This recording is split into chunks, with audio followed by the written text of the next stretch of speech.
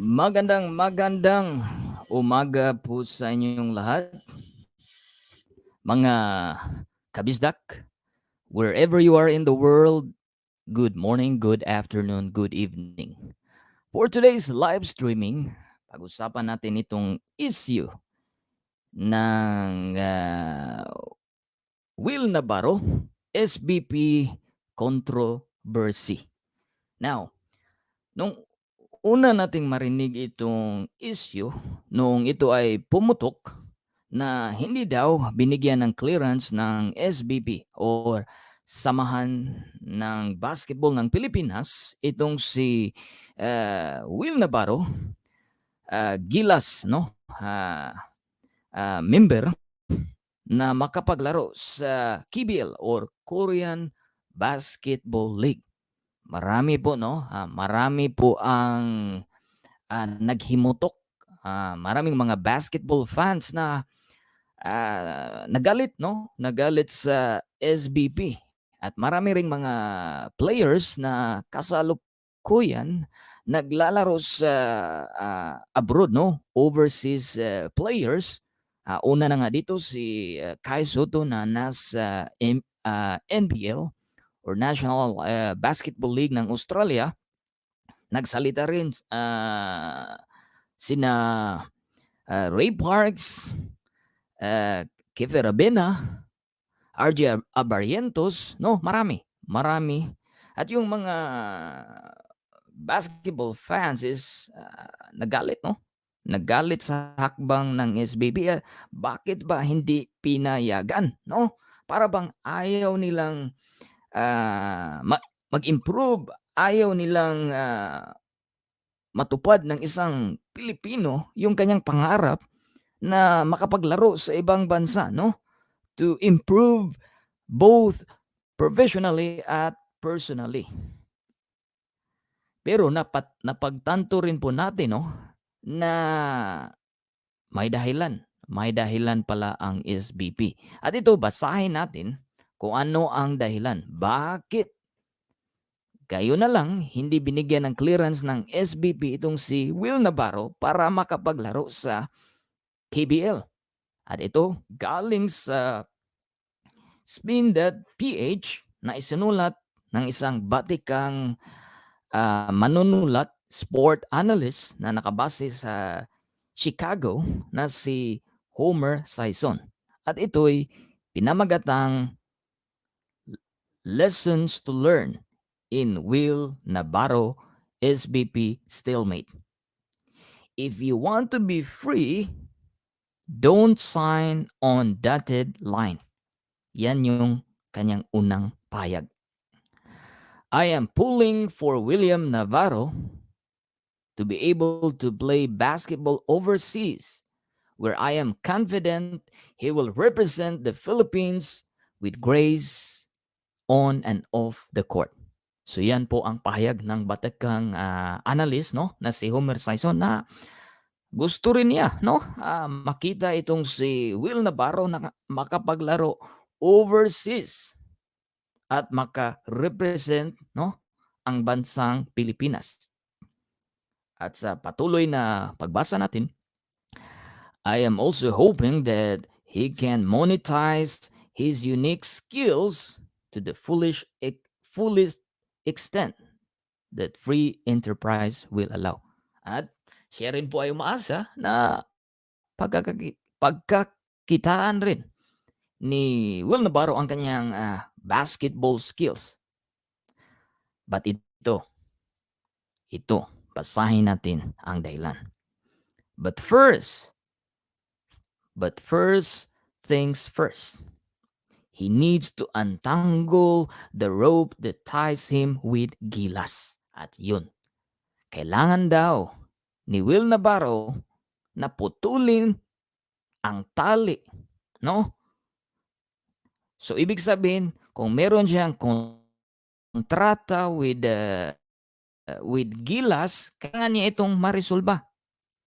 Unless that is unraveled, our dreams and aspirations for Navarro to conquer foreign shores will unlikely come to fruition. Yun pala naman. Kasi mga kapatid, mga kabisdak, meron pa lang existing contract itong si Will Navarro. Patuloy natin. The pleas from prominent players including, at ito nga nagsalita na nga itong mga basketball players, no? Katulad nila ni Kai Soto, that Navarro be allowed, payagan makapaglaro sa Korean Basketball League or KBL. Sounds good, no? Maganda daw pakinggan and looks sexy in the court of public opinion. So nung nag-voice out na po itong si Kai Soto regarding sa Navarro-SBP controversy, maganda daw pakinggan, no? Sa public opinion, magandang pakinggan sa tenga, pero but the emotional argument has no legs to stand on in the court of law. Pero hindi daw po ito, no? Papayagan when it comes to legal matters. Navarro has an existing contract. So legally, the Samahang Basketball ng Pilipinas, are in the right here. Ito ay sabi ng isang prominent sports attorney sa nabihan ng Spin.Ph. Kasi may existing contract itong si Will Navarro sa SBP. So, legally speaking, itong SBP, no? Mayroon silang karapatan na hindi bigyan ng clearance itong si Will Navarro. SBP is the entity that issues the letter of clearance. So itong SBP, sanction ng FIBA, sila yung may karapatang magbigay ng clearance or LOC.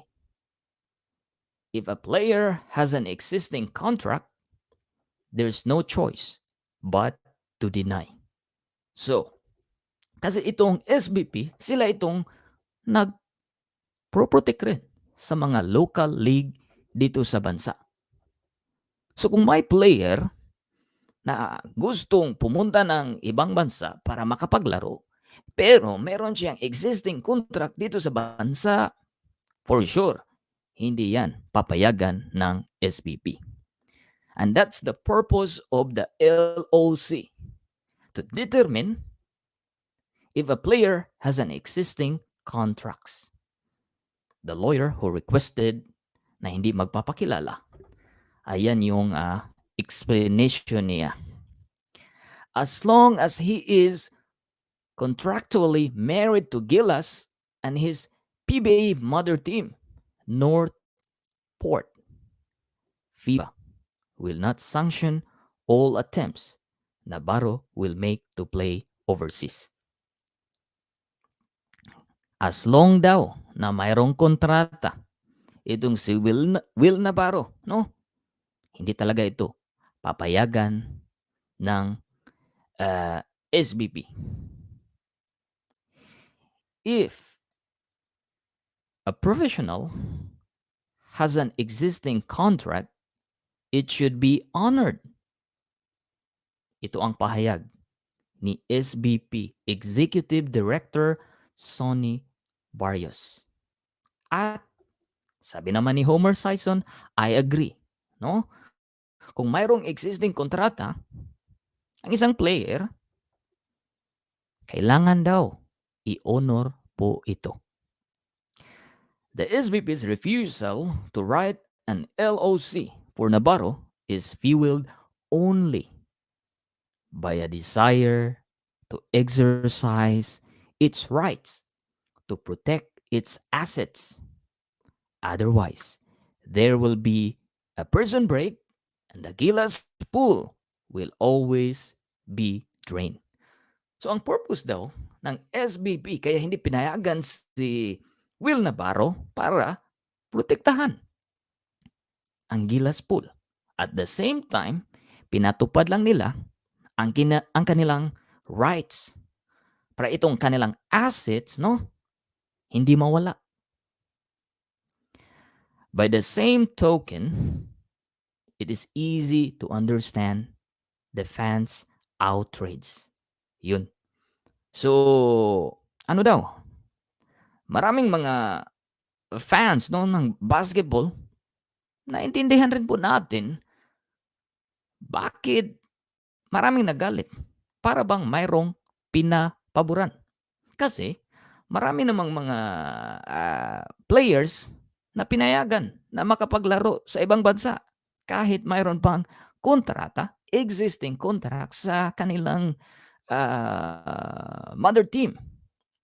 For example, sabi nga nito, the overseas departures of brothers Kiefer and Thirdy Ravina, Jordan Heading, Bobby Ray Parks, and Dwight Ramos have created a tainted picture where the SBP appears to be selective in enforcing the rules and the issuing of the precious LOC. So bakit daw? Itong mga players na binanggit ko lang, pinayagan para daw selective ang kanilang rules. Habang itong si Will Navarro, hindi pinayagan. At ito naman, continue na payag, not necessarily true. Kasi yung binanggit natin kanina, the above-mentioned players, circumstances are different. Yung sitwasyon daw nila, iba daw kay Will Navarro. And through good faith negotiations, yun, meron daw negosasyon na nangyayari or nangyari, which was in good faith. They were somehow able to wiggle out of their respective contracts. Mayroon silang kontrata, pero mayroon silang ginawang negosasyon. This is something Navarro's reps did not do. Sources told me. So, yun pala. Kasi, sa case ni Will Navarro, again, ito, binasa ko lang, wala daw negotiations in good faith. Unlike kay Ray Parks, sa Ravina Brothers, if they had only quietly taken advantage of the accessibility and availability of SBP officials, some form of agreement or buyout could have been ironed out, and Navarro would have already been in Seoul, South Korea by now. Kung ano lang daw, nag-usap sila silently, quietly, at pinag-usapan nila na itong existing contract ni Will Navarro, pwede naman i-buyout ng Korean teams sa KBL, baka daw, no? Naplansa ang mga gusot. Instead, the SBP felt offended. So ang samahang basketball ng Pilipinas, parang nasaktan, and rightly so, that Navarro's camp suddenly announced a flight to the KBL without its prior knowledge and tacit approval. So ang ginawa daw ng kampo ni Will Navarro, yun, pumunta ng Korea, hindi daw nagpaalam. There is a lot not to like about how the SBP run things. The issue isn't one of those. And please spare me from the argument that Navarro should be released because he isn't getting any playing minutes anyway. If the line of thinking were to be followed, does not mean all store clerks who are paid to work 8-hour shifts can just go home early when there are no customers. Also, a better paying job does not justify dishonoring a contract. So kahit daw may malaking offer sa ibang bansa or kahit man dito sa local league, if you have an existing contract, kailangan mo daw i-honor. I have a good sense that Navarro will eventually be able to frolic overseas and earn the big bucks he needs to help take care of his family. But his saga will be teachable moment for other players who might travel the same road moving forward. So sa nangyayari ngayon sa sitwasyon ni Will Navarro na mayroon siyang pamilyang gustong buhayin, no? And yung pera na galing sa pagbabasketball, baka ito'y mahinto dahil sa kasalukuyang nangyari ngayon. Sana ito'y magandang aral sa mga players na may planong maglaro sa ibang bansa. Honor the contract. The SBP is not in the business of holding back the growth of its players. Again, wala daw sila. Not in the business, no? Na pigilan na mag-improve, mag-grow ang mga players.